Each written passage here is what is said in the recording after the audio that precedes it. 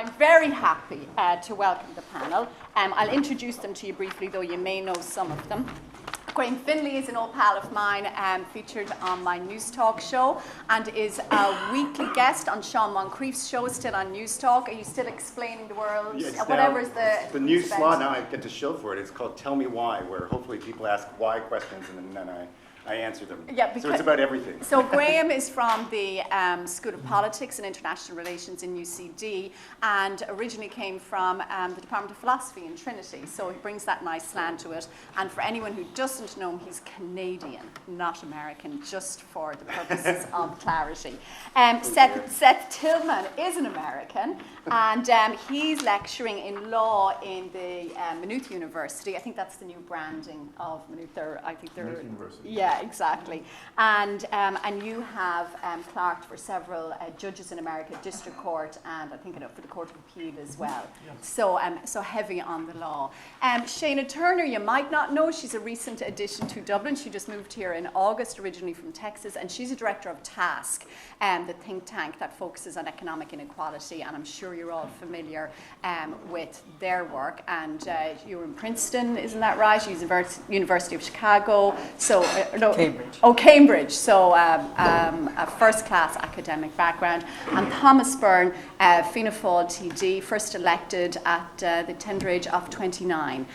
He's their spokesperson on education and skills, but he's also, some of you may not know, a qualified attorney in the state of New York. So again, bringing a nice angle to us. And particularly when it comes to the topic of our session, I kind of groaned a little bit when I saw it. The future of US foreign relations, Ireland, Europe and the world. And Dan told me the emphasis on future.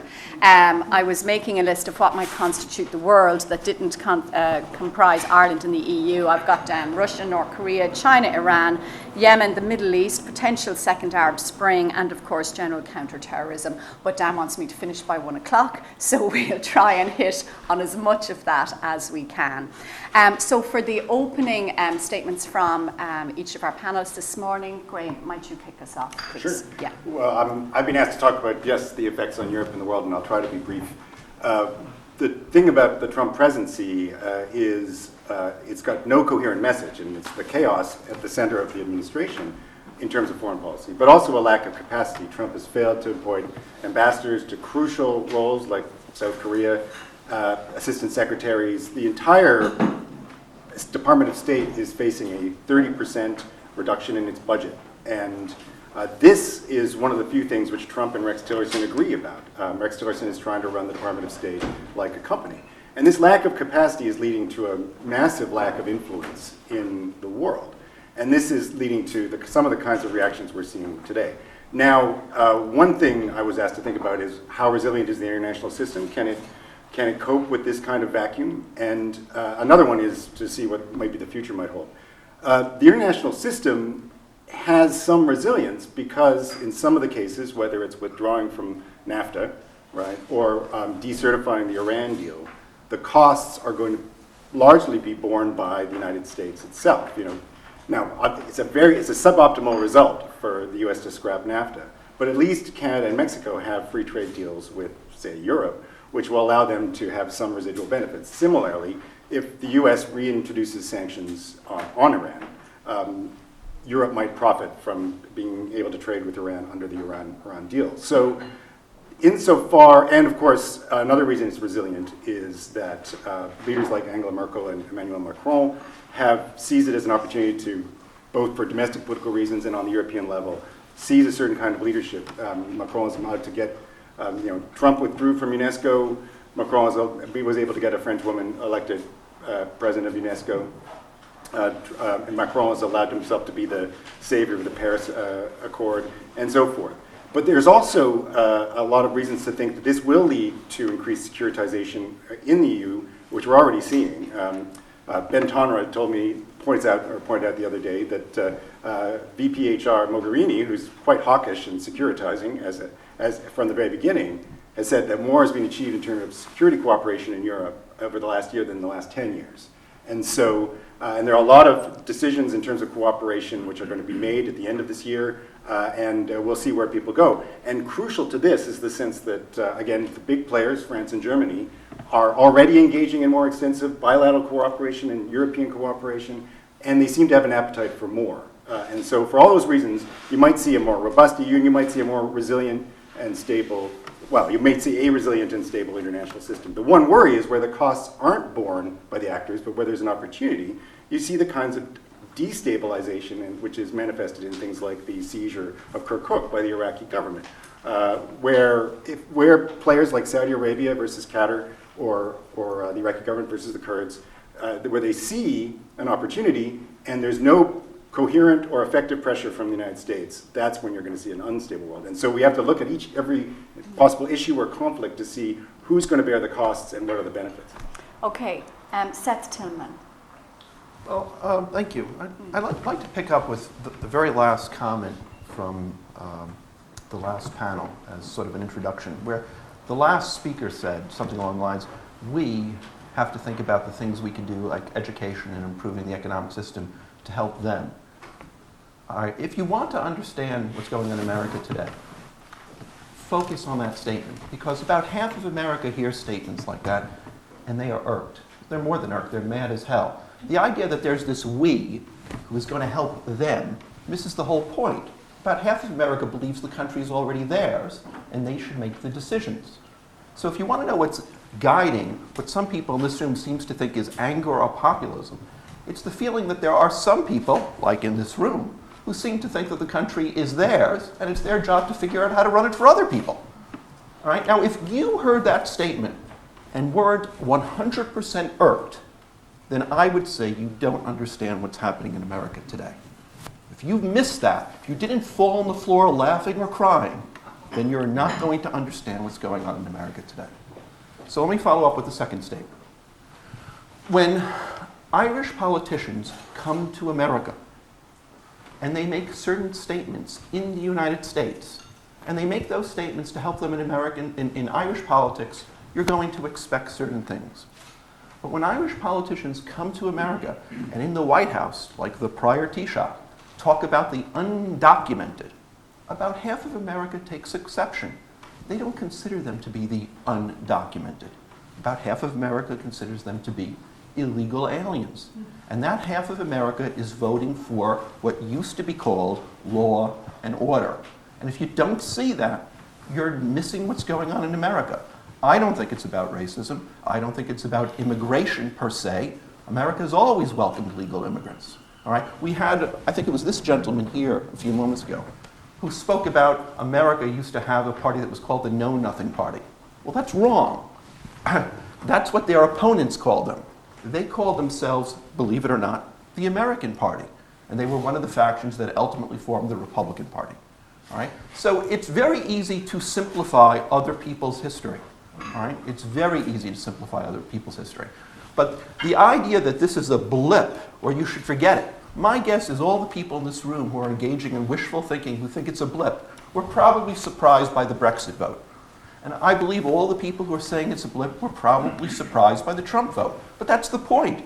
If you are continually surprised, maybe it's time to take a step back and realize you don't know what's going on, and to consider an alternative, that something new is going on, something very different. All right? Of course it has roots in America's past. Of course it does. All right? But that doesn't mean it's rooted in everything you've been taught to hate.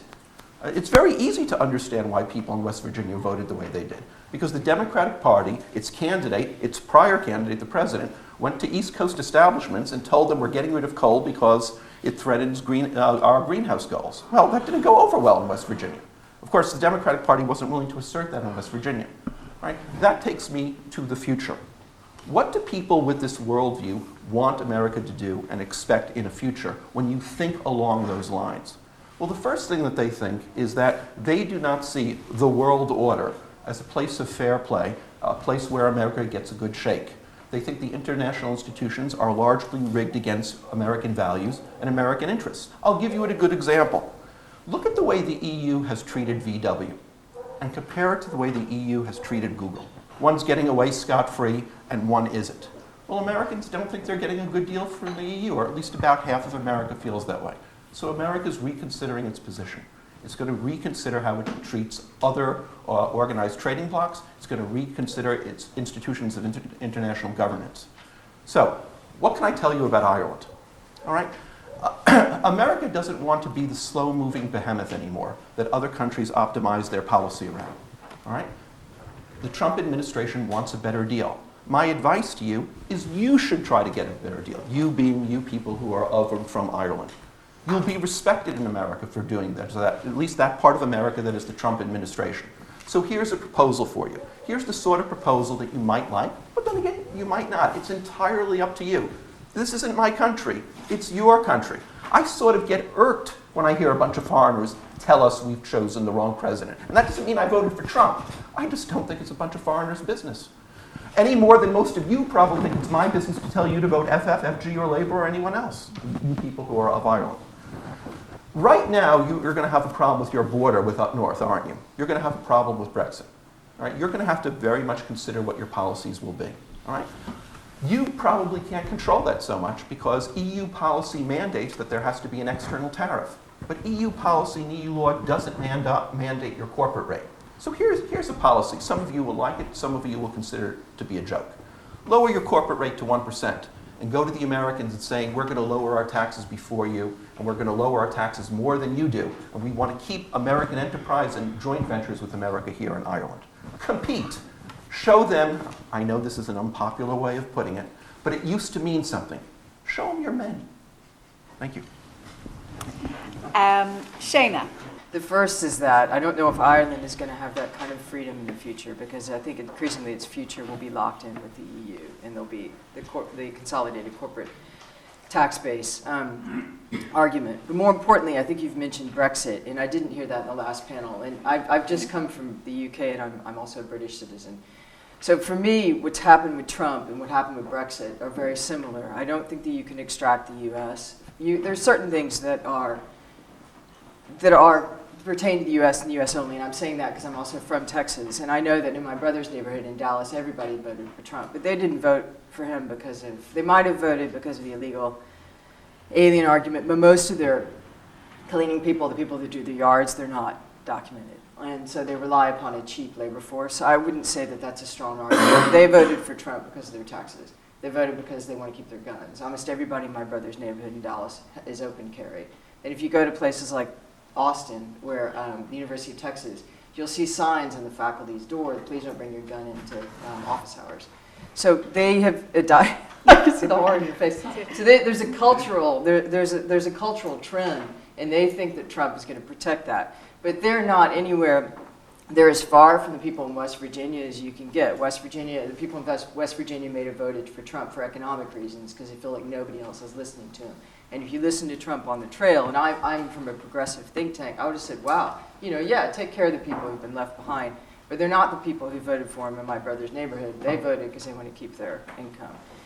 But what brings me to my sort of wider point, I've come from the UK, and I've worked for the past 14 years in neighborhoods where they voted for Brexit. And you're thinking, you're losing EU funding. I went to Cornwall. Cornwall voted for Brexit, and it's one of the lowest income areas. They need EU funding, just like Wales needs EU funding, but Wales voted for Brexit. And I see the same trends, and it's the decline of an economic model, but there's no alternative.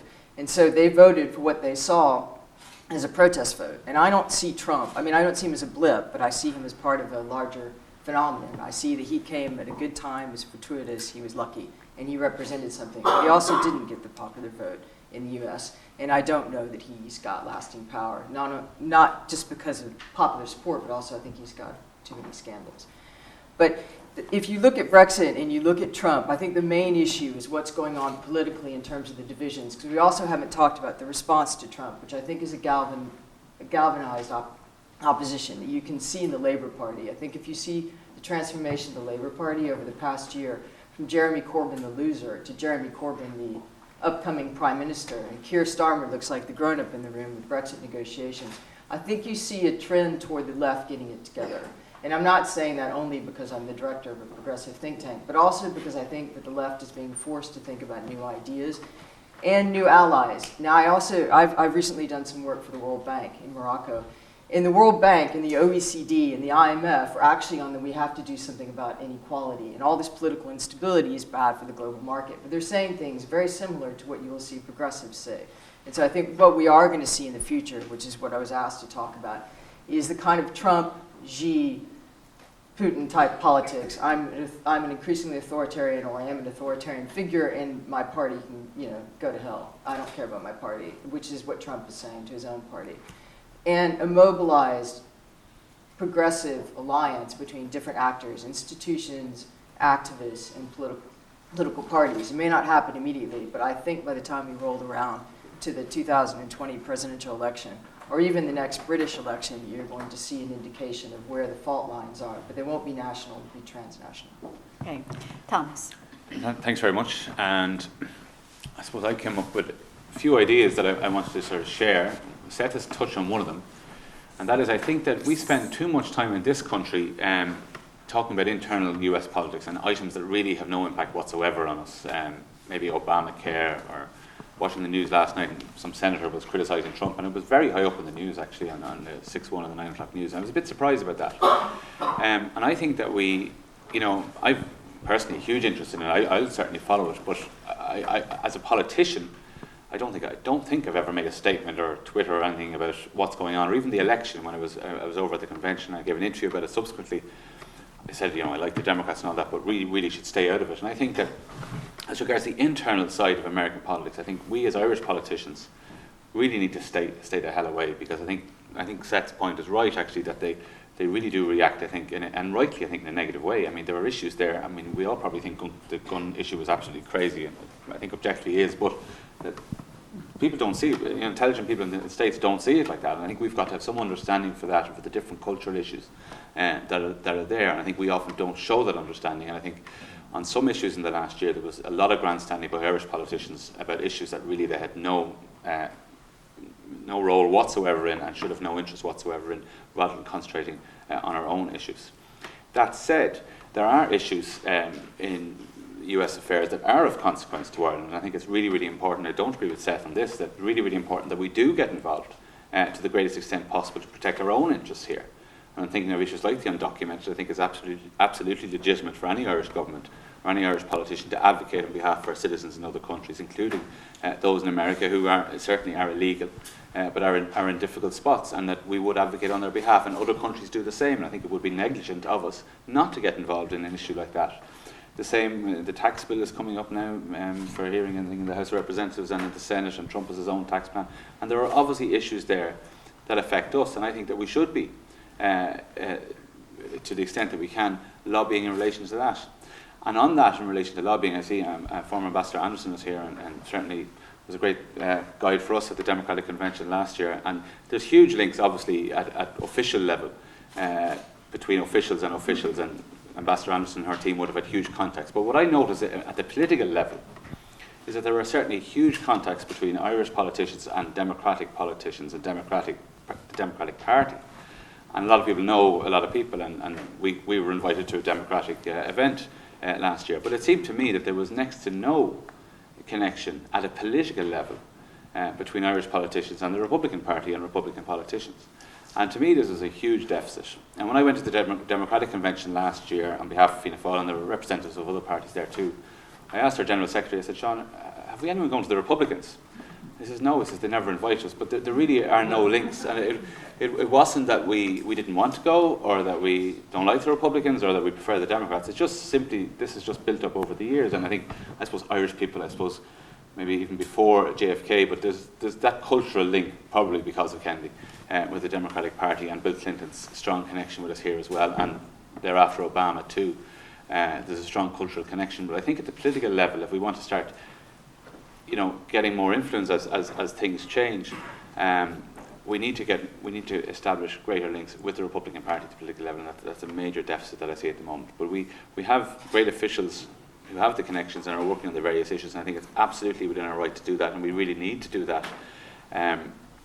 I don't know how far we go, because certainly there are reports of some countries who block booked bedrooms in the Trump Hotel in DC. I don't doubt we've done that, but maybe we should be. I don't know. Is that the way to get it? Certainly, Can some you countries. imagine the reaction of the press if we did? Look, I'm in opposition. I'd probably react the same way that you anticipate, but some countries are doing it. So to that extent, there is lobbying going on by countries there in terms of their interests in what's happening in American politics and how it affects them. And I think we need to be right at the centre of that. And our embassy team there's no question, but I think at a broader level we need to do that where it affects us. I think we're too much time in things that don't affect us.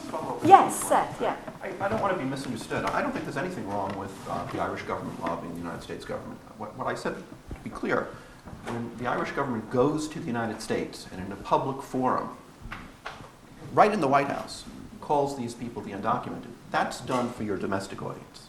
That's going to alienate about half of America, because to half of America, they're illegal. Now, I'm not saying you shouldn't lobby for them, but if you do it right there in the White House and you use a language that is sticking in the thumb in the American eye, or at least half the American eye, then you're not really lobbying for your country. You're doing just the opposite. You're alienating a big chunk of America. So I'm not telling the people of Ireland they shouldn't try to affect American politics where you have legitimate interests. What I'm saying is, when you do it, if you really are pursuing those interests and not a domestic audience, keep in mind, Americans view their own politics in a particular way. And if you are so focused on how you view the world without sensitivity to how they might, or I might add half my countrymen, you're not going to be very effective at lobbying for Irish interests. As far as going to an event at the Republican convention, I'm not at all surprised they didn't invite Irish politicians. I'd be surprised if they invited any foreign politicians. The Republican Nigel Farage was there. And I don't know why that should be a surprise. The Republican convention is there to pick the American president. People might ask the question, why are foreigners there? Thomas, I'll stick with you on that point for a minute, and then I want to go to Shana on the tax. I was surprised by the extent to which, the Irish political establishment has spent certainly the last 20 to 30 years crawling over each other, to get to the Democrats, and in particular the Clintons. Whereas I knew, say, my mother's relations who'd emigrated from Cavan in the 20s, 30s and 40s were all fundamentalist Republicans, pro-life, racist, and hated Obama. There is a big Irish Republican constituency there that we did neglect. And you really saw it when Kenny went over on St. Patrick's Day and was surrounded by Paul Ryan, Bannon. Trump spent the whole day with them. I spoke to a diplomat who said they were amazed at the degree of attention that we got. How do we turn that to our advantage, or was it just playing for the crowd on the day? No, I think we need to work on it, because even Mike Mulvaney, the budget chief, very close Irish connections, and I know my colleague Brendan Smith, the chairman of the Foreign Affairs Committee, has been over with and met some of these people. I think we need to do more of that. Yeah. My own aunt in suburban St. Louis would never vote for Clinton, absolutely never vote for Clinton. It would be the worst thing she could possibly imagine. She'd consider it a sin, actually. Yeah. And that's, a lot of people think like that, and she's... my other aunt is a Democrat up in Seattle, but she's for different reasons. But it was extraordinary to me as I realised this over the years that they wouldn't vote for the Democrats. So I think we've got to get that understanding there and build up those connections. And those connections were certainly available on St. Patrick's Day, and I think there's absolutely no doubt that they shouldn't be developed on at the political level. As I said, I think at official level it worked, and that's organised officially, the Paddy's Day celebration. So that's there. Compliment our teams and Foreign Affairs and embassies and that, but politically I think we need to do a lot more work, because those personal relationships are really, really important. And look at our Ordesh last week. There were representatives of parties from all over Europe at that Ordesh, and no American reps as far as I know. But I think it's very important that parties kind of develop relations, because I think it can be very, very useful then, if the party gets into government, that there are personal relationships there. I think they can be helpful to a country. And I think that we have certainly spent quite a bit of time in Fianna Fáil in the ALDE group since we joined it in the last, 6 or 7 years, developing really, really good relations that are... Sorry, the what group? The ALDE group, the Liberal Democrat group in Europe. That's where we are. And, I think to our benefit, and probably hopefully to the country's benefit, that helps Fine Gael and the EPP, the Labour and the Socialists. But I think that also in the States too, I think the relationships, it was very important to surround yourself with the Clintons. President Clinton was president and Hillary Clinton was in the Senate. That was very important to make those connections. But those connections have not been made to the same extent on the Republican side. And I think that's up to us to do. Okay, so Shana, the big issue really for Ireland versus America is the tax. You know, this is what's concentrating minds heavily. Now, I was at a presentation recently by Fergal O'Rourke from PwC and from the OECD. And they were very upbeat about the BEPS program and the progress that this is making in getting all that stateless money onshored. And we saw it with this big blip in our GDP figures, the 26%, which was evidence of BEPS working, that this money was coming onshore. And they were making the point that the political system in the States is so paralyzed, they can't reform their tax system to take advantage of the onshoring, and they may actually get left behind because of their own domestic inability to act. Is that your analysis of what's happening? Well, yeah, you can see just the plan for tax reform right now, that it's Trump's come out with it, and then automatically the critiques that it's only favoring the top 1%. And that, so there's a debate about whether or not to tax those who earn more than $1 million, or if you're going to end up taxing heavily the middle class, which is his base, right? So he doesn't want to alienate his base. I think that's completely correct until the political system in the U.S. is less stagnant, is less mired in the two-party politics. And what about Seth's suggestion, you know, and okay, fine, Graham was suggesting, look, the EU is solidifying in many ways in the core, despite, you know, the instability in the periphery and Brexit. But is there, practically speaking, a possibility of having bilateral negotiations with America on tax, or are we obliged to stick with the OECD and move on that track along with everyone else? My feeling would be that there's more pressure to stick with the EU and the OECD because the U.S. is so unpredictable and is so weighed down by domestic politics. It's totally, I mean, there's no stability in it, so you wouldn't want to anchor yourself in something. I think it's more profitable for Ireland to look to the state level. I mean, California is the 6th biggest economy in the world, is way up there in fighting climate change, very innovative, and it's a democratic state, so you already have the relationship. So I would think it's more profitable for a country like Ireland to look at the different states and where they're going. Graham. Yeah, I mean, that's also a model of, I mean, I can't believe I'm saying this about California, because once upon a time it was very difficult to raise taxes in California, but it's a place where they raised taxes under the incredibly still extant Jerry Brown. I know. And so in a way it is showing the United States of how to do things differently. And what you're getting is a real divide between states like California and Massachusetts and states like Mississippi and Alabama. And to some extent, the sort of breakdown of strong federal action, if you're practically a California separatist, you could maybe even cheer it on. It's like, well, my state's okay, and what is with all these federal transfers to places like Alabama and Mississippi, right? So there's a complex game being played at the state and federal level, I think. But even at the federal level, if you're thinking about cutting taxes, they can do it under budget reconciliation, but will they do it? And I think there's a lot of reasons to think they won't. Yes, they might, if the Republicans have had a great success in cutting taxes for the very, very wealthy and saying they're giving the middle class a tax cut. They've done that in the past, they can do that now. Reducing the corporate tax rate from 35 to 20% is a big ask. And we know that Republican senators have looked at the cuts which would be required to balance the budget and are just aghast, right? And some of them are aghast because it involves cutting things which are basic to American life. But some of it they're aghast because it involves cuts to their state, right? And so Republicans have historically wanted to compete on corporate tax. That's what Paul Ryan said in a really interesting interview with the Irish Times. And the Democrats have not, according to Paul Ryan. But the Republicans have never wanted to make the cuts, the real cuts, especially to defense, but also to their own home states, which balancing the budget. And that's why budgets balloon under Republican administrations.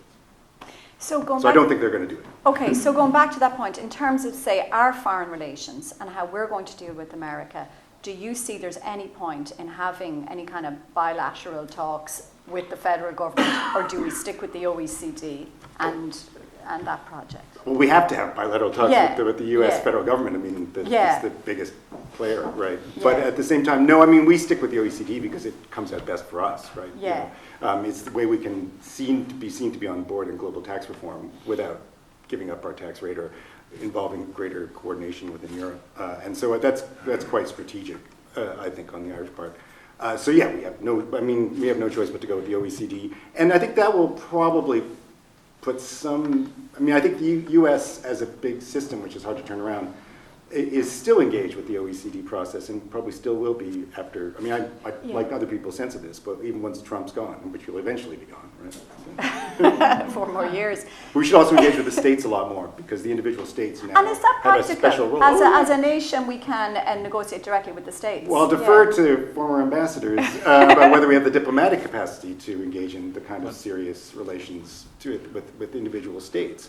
But I'm sure the politicians would be willing to. Yeah, well, I just even at a very, very local level. I know, say, County Meath has twinned with Kerry, which is a fairly new city in North Carolina, and there's been huge links there. Last year, the Pennsylvania business secretary, I can't remember his name, he came over with a huge delegation from Pennsylvania. I think they toured Ireland actually in general, but they spent. Were a they lot of looking time. for ideas? Yeah, and how things could.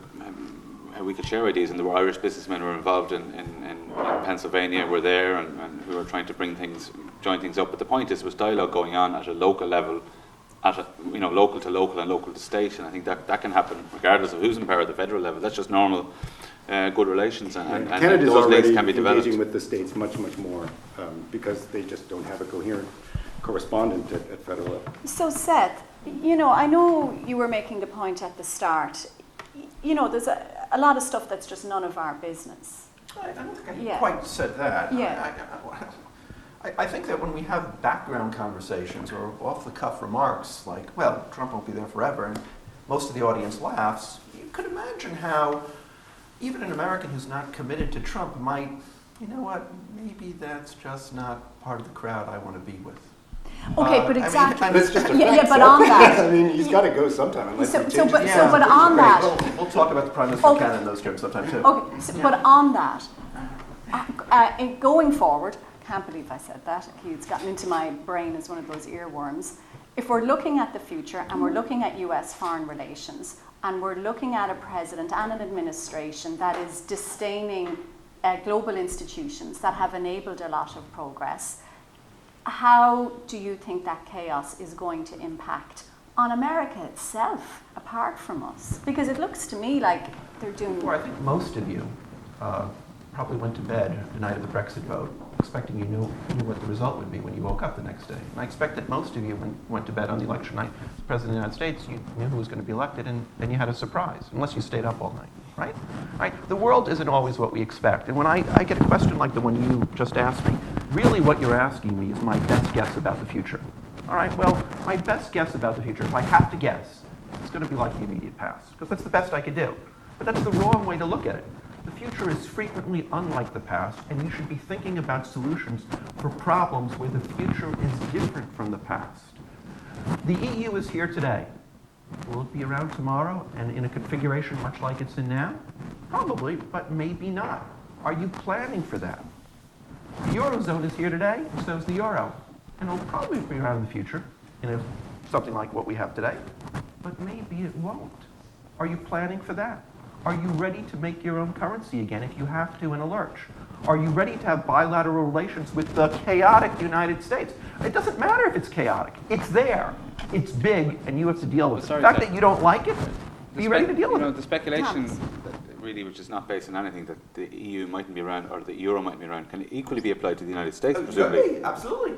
Without and responsible ministers should plan for things like that. I'm not suggesting... But I'm saying that there's no point really talking about that at the moment. The EU is there. I think we're as a nation, we're committed to it. Our main focus is try and maintain it and maintain our membership of it. That's amazing coming from a member of a parliament who is about to get a hard border imposed upon them by EU institutions. I mean, one of the tragedies of the press here in Ireland for the last couple of months since the Brexit vote is the press, and not just the press, but ministers in the Irish government are constantly in the news saying, how will the British solve the problem of the hard border? How will the British solve it?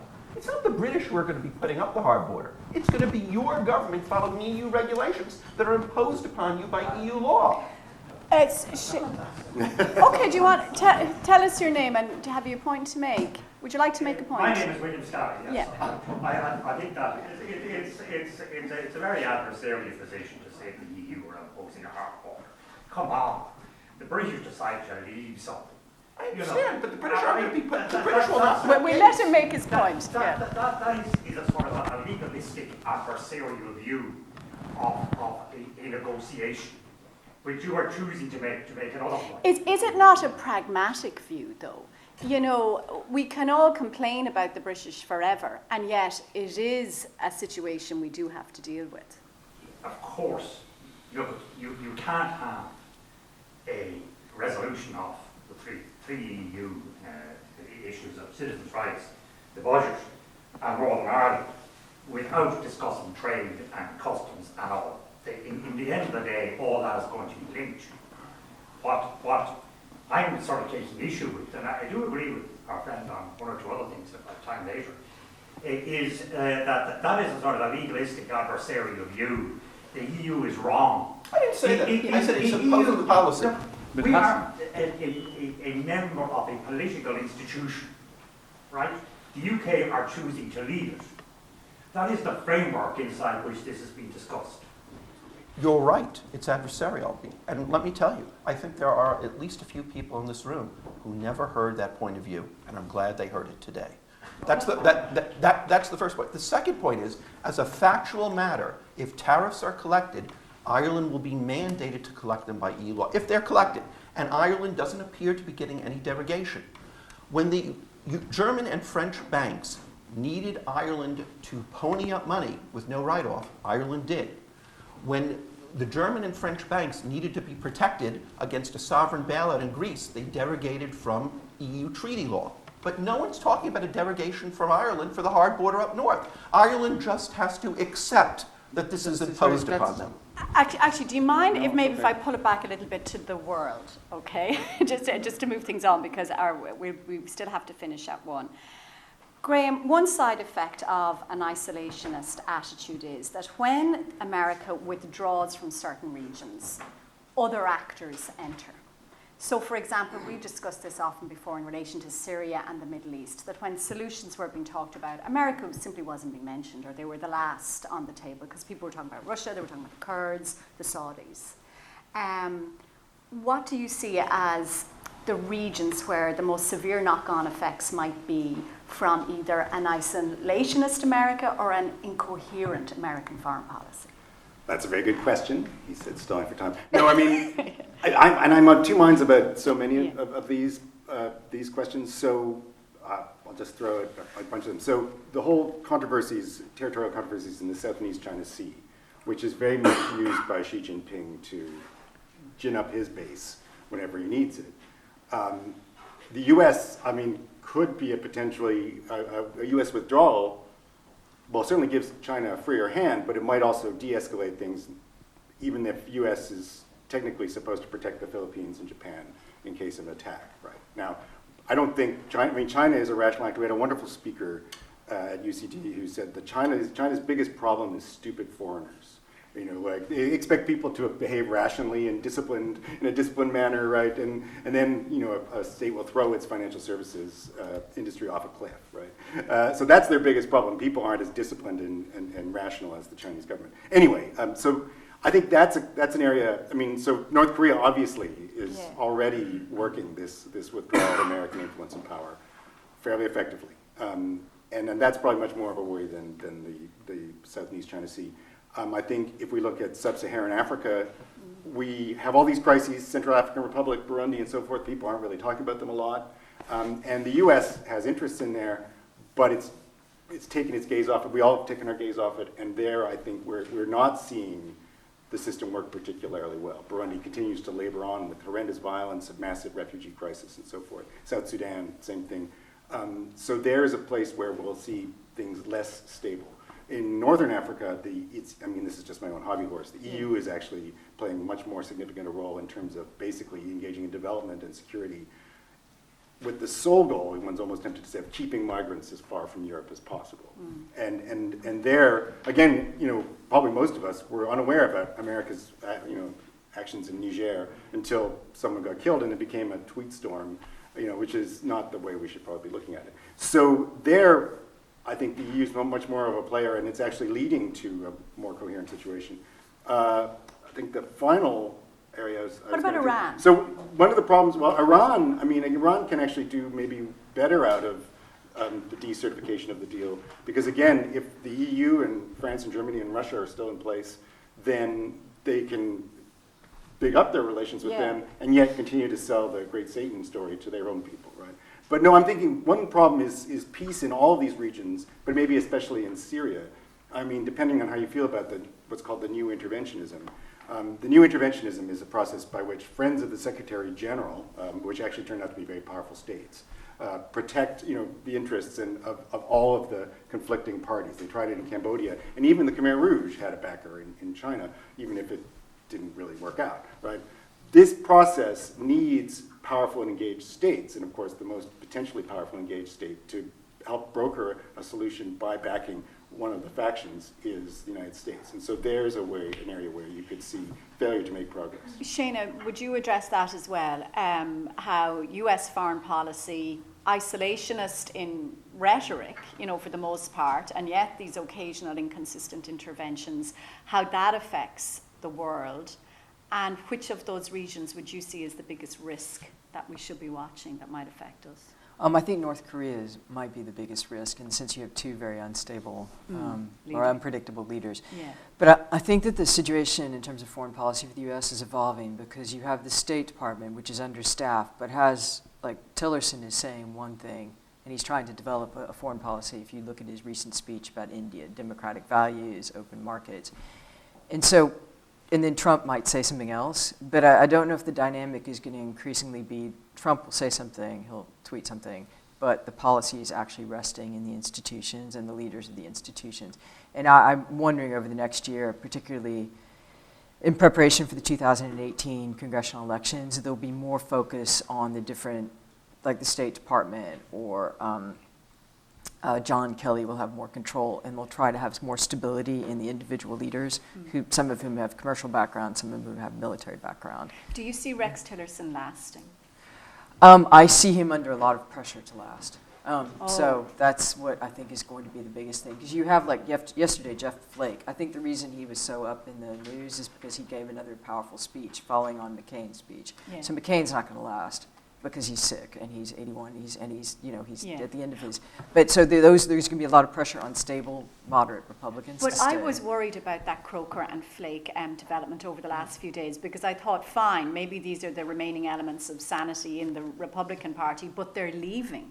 They're saying what they're saying because they're on their way out the door. Right. And Flake was going to lose that nomination in Arizona. So does that mean that even though there is this resistance from apparently moderate people, it's actually the sting of the dying wasp, and that the radicalism of the Republican right is going full steam ahead? This is the new normal. I would say it's a new normal. I think that they will become more organized. If you look at Steve Bannon's political trajectory, he's definitely developing a strategy for the 2018 elections. Right. So I do think that a lot of the nominees in the primaries are going to be his nominees. Right. I definitely think that. But that puts still more pressure on the cabinet to stay in place from the Republican establishment. And even though you have the Koch brothers, well, they're ambivalent. So the money is behind. A lot of the money is behind the establishment. Okay. I better throw it open. Yes, sir. If you tell us your name, please. Thomas O'Riordan, former member of the European Economic and Social Committee. If I agree with Thomas about not interfering in American politics. If I were an American, I'd have voted for Hillary as the lesser evil in terms of internal policies. But I must say, I heaved a sigh of relief when she didn't win the election. Why? Because I think we were threatened with what Lloyd George once threatened Ireland with if we didn't have our own civil war, immediate and terrible war.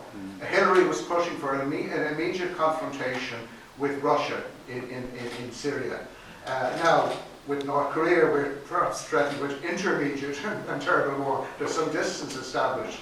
But I think Europe needs to learn from the mistakes of being so closely allied with an American perspective for Europe, which believed in Drang nach Osten, expand, bring in Turkey and destabilize the Ukraine. And I witnessed President Barroso stoking the fires of that war in Ukraine.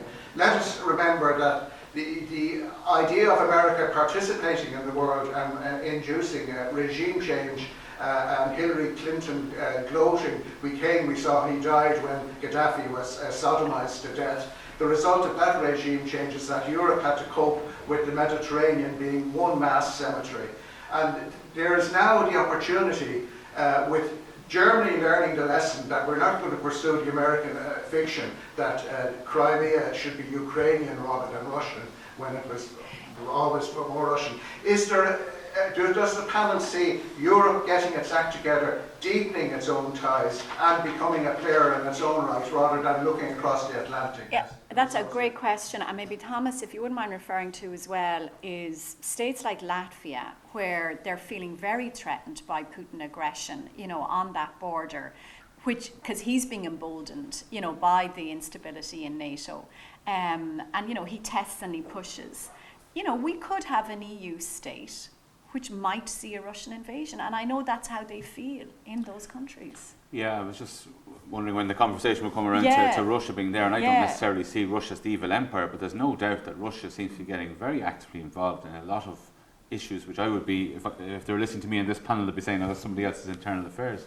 They certainly have had a hand in the US election, that seems to be the case. They certainly appear to have been connected to Brexit as well in some ways. Certainly a high-up Russian bank lent money to Marine Le Pen. Their media get very excited when Catalonia decides to vote one way. There seems to be an interest there in Russia. Yeah, but who destabilised the Ukraine? Well, what I'm going to say is there seems to be an interest in Russia in upsetting the order, and they're entitled to advance their own interests. Upset the order? I know what you're getting at, and there's a very strong argument. The NATO and the EU, were needling away there, at Russian power. Kissinger said only the EU could turn trade negotiations into a crisis. Seth, do you want in on that? Who bombed Libya?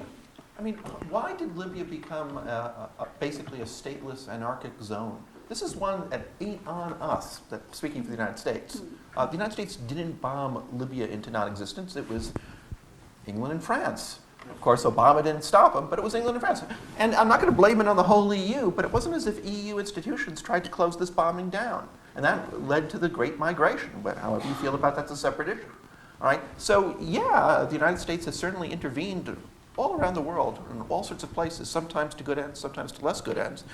But this EU state of deeper integration might not bring more stability. Look what's been done to date and ask yourself, is there a wide enough agreement that if you have the EU superstate with an EU army and an EU foreign policy, are you going to get more stability because you'll have this big army to start using? Maybe you will, but that's a prediction. Well, none of us could really know the answer to that. Graham, I'd be interested in your thoughts there on the EU. I mean, you did refer to, we can, I say we, I'm talking about the EU, move into a stronger position vis-a-vis relations, say, with Iran. In terms of Russia and the EU, where do you see that going? Well, I'm actually thinking about this from a point of Ireland in the EU. I think that's a very acute point. So, both because of the threat to Russia, and I don't think Russia's, I'd be wrong about everything else surrounding it, but is going to invade Latvia.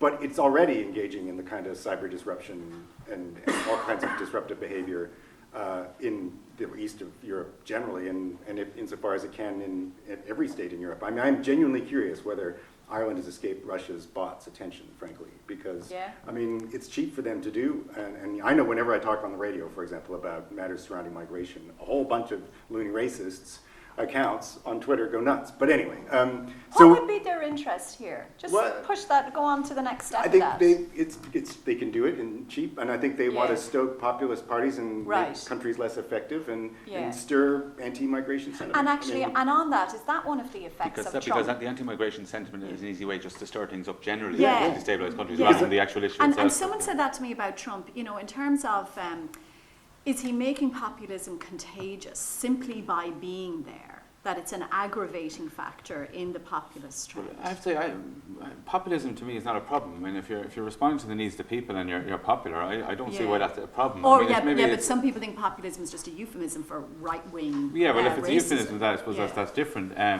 Look, it appeals to base instincts, and the anti-migration thing definitely has obviously a huge impact on Brexit. We saw the interviews this week, I think, on RTE in Barnsley or wherever it was, the they were wondering why the immigrants hadn't all left by now, like after the vote. Like, so it stirs massively emotional passions, and it is being used by, you call them populists all over Europe, just to get into power. I'm not sure that the interest is there, but the public are very concerned about it, and as Seth says, the American public are very concerned about it too. Is the saving grace for Europe that our parliamentary systems maybe just make it populism less workable? So fine, we had that worrying general election result in the Czech Republic, but at the end of the day, the people we worry about most are being forced into coalitions. Yeah, well, I mean, I don't worry about democratic election results. If that's the people vote for, that's what they vote for. As long as there's another election at some point that people can get rid of them, that's fine. We've been very conscious of that in Fianna Fáil here. Like, we were very conscious, like, I mean, apart from promises we gave before the election, what we really did think was in the national interest not to have two centrist parties going into coalition together or merging together. That there was an option for people, and that wouldn't lead to the rise of the demagoguery or the easy populism. The right wing or left wing populism that you described, so that was crucial for us. And funny, it's something a lot of people don't accept. They want to see the Fianna Fáil Fine Gael merger, but I think that's a very legitimate. The ones who don't want us to succeed want to see the merger. Any more questions? Yeah, Ruth. Question for Seth Tillman. Just thanks. Hi, Ruth Kelly. I get what you say about Americans being irked and people, talking about your politics. I think some of it's very facile and very misplaced, and I know that from Americans who live in US citizens who live here, and they can be very upset by it sometimes, and it is misplaced often. We get angry at the same.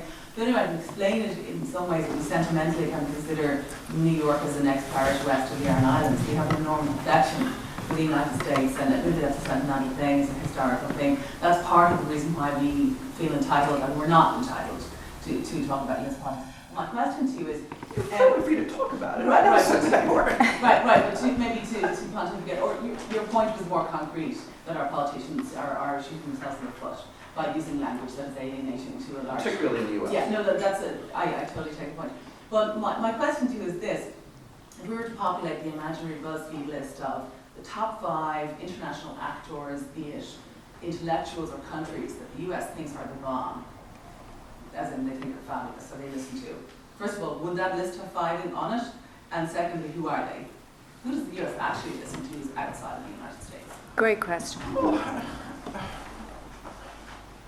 Let me answer a slightly different question. What is the half of the United States that voted for Trump? Who are those people they listen to? Because as far as the other half, I think they're in tune with most of this audience. You don't need to know who they're listening to. You listen to the same people, most of you, right? So let me make a few suggestions to that other half, the half that I think many of you have never met. They listen to Nigel Farage. Right?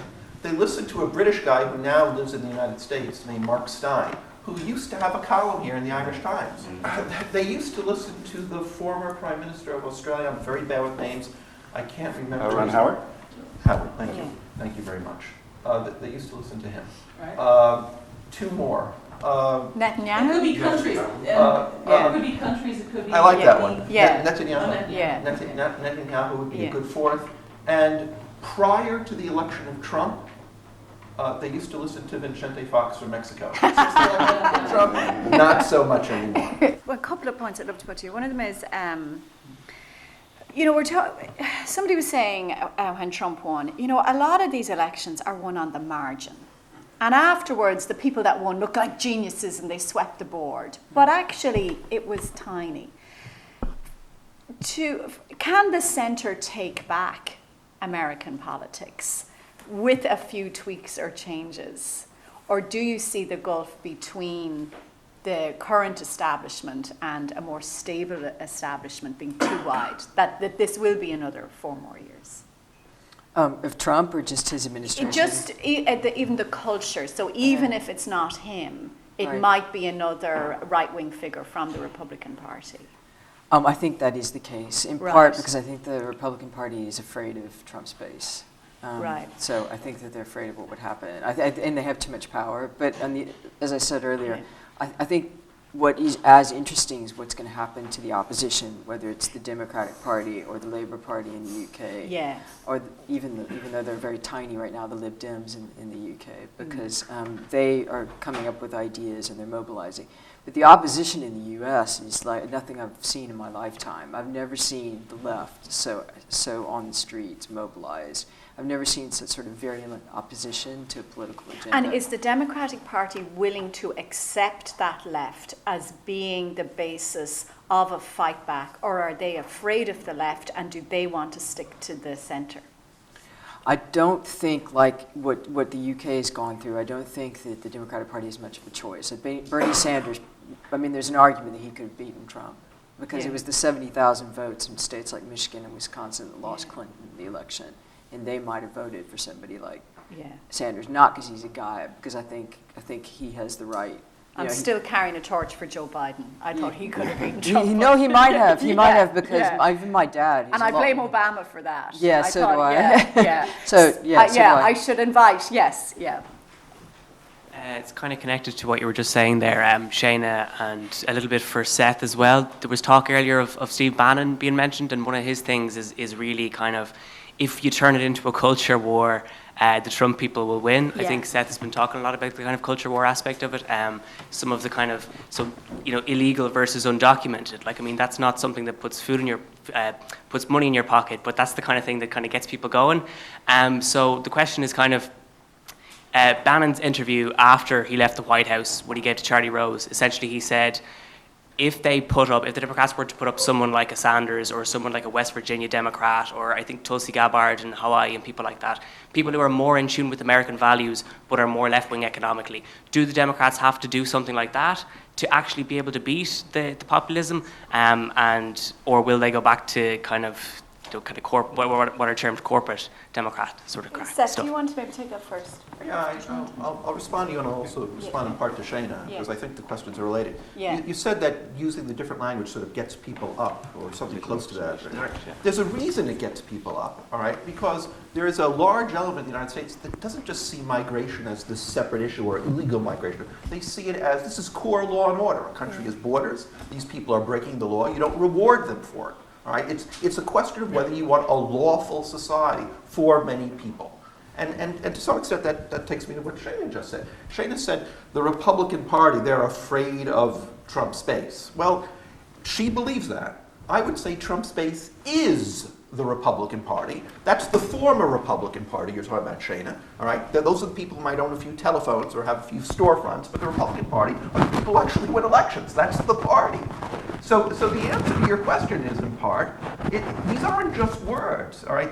This is the way people are projecting forward their life and what sort of country they actually want. As Steve Bannon and Trump have tapped into that element, you might think that element is not really there or it's not really important, but they think it is important. And that's the America they want. Thomas, I'll let you in. Thomas wants to make a quick point. Just a little observation. At the Democratic Convention last year, we attended these conferences during the day, and there was all these retired politicians and current politicians, and we met some of them at the convention too.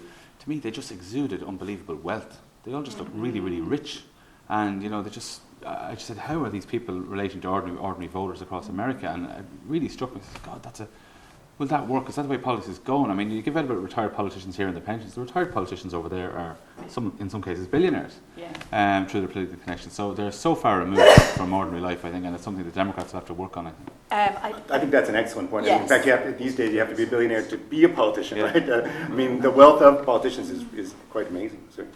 Have you read Angela Nagle's book yet on Kill All Normies and about the culture wars? Okay, so everybody needs to read this book, and I won't bore you with the details, but it's really about how the culture was ahead of the politics. And it was the winning of the culture wars that fed into the political situation that we have now. And until, the liberals and the left, and liberals is often used as a pejorative term these days, can get back in there and fight the culture wars and win again, this is what we've got.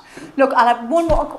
Do you want one just to make make one point? one really quickly. I've got a sort of optimistic and a pessimistic spin Okay, on great, some of this. sounds good. One is the pessimistic one is the center has been dragged so far to the right by the Republican Party's expunging moderates from its party. So when we see Corker and Jeff Flake and John McCain, being the moderates who are standing up to the president, Yeah. right? I mean, they were the right, before the Tea Party deselected people like Dick Lugar, and this is the culmination of a long process by which the Republican Party has become the Tea Party. And you saw that in the primaries. It was just basically the internal debates of the Tea Party. On the other hand, the optimistic version is, I think, and this applies to the Republican Party maybe as much as the Democratic Party maybe, is that eventually, identity politics are not going to be able to get you, and cultural wars are not going to eventually get you crucial things you want. And that's why Obamacare has shown itself to be so resilient, and why universal single-payer health care is now being thought by Democrats who previously would never have gone anywhere near it. And I think it's just that people's livelihoods are so complicated by crucial issues like healthcare that people are now starting to think in terms of more creative and frankly more ideological and less identity-based politics on the left, and I think probably on the right. And maybe we will see a change from politics as normal, which might have some creative solutions to what are really big problems for Americans. I mean, most people in this room will have not have paid for American health insurance. I have. It's like a second mortgage. And some people are on policies with an $8,000 deductible, right? So you have to consume $8,000 worth of health care before you get to, and that costs them $22,000 a year. Yeah. This is hitting people, whether they're in the Republican Party or not, and hopefully the United States can come together to do something about it.